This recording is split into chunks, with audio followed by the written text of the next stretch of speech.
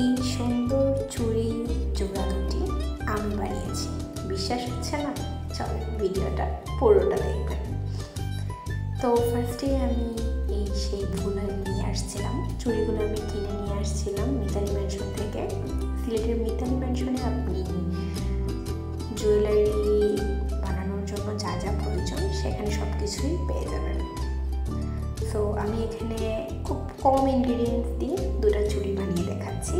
ফার্স্টে আমি এটাকে কালো সুতা দিয়ে কভার আপ করে নিয়েছি পুরোটাকে।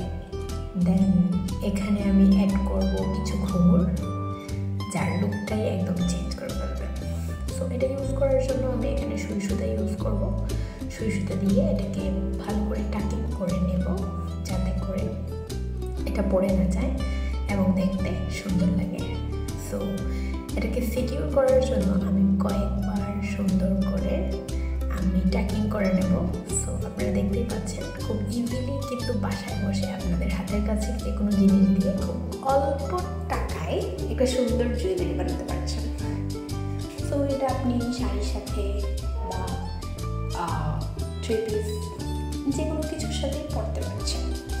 সো স্টাইলিং করার জন্য অ্যাকচুয়ালি বেশি টাকার প্রয়োজন হয় না। আমার কাছে মনে হয় স্টাইলিং করার জন্য আপনাকে অবশ্যই মাথা খাটিয়ে নিজের মতো করে স্টাইলিং করতে পারবেন। সেটা আপনার উপর ডিপেন্ড করে আপনি কীরকমভাবে সেটাকে প্রেজেন্ট করতেছেন। তো এই যে আমি কিন্তু কথা বলতে বলতে আমার বেশিক্ষণ লাগে নাই, দুটো চুড়িতে আমার টোটাল 40 মিনিটের মতো সময় লেগেছে। আমি ফার্স্ট টাইম ক্রিয়েট করেছি, তার জন্য হয়তো বা একটা বেশি সময় নিয়েছি। সো এভাবেই আমি দুটো চুড়ি চার কোণাকে এরকম করে সেমভাবে কভার আপ করে নেব। সো এই যে রেডি হয়ে গেছে আজকের এই আমার চুড়ি দুটো।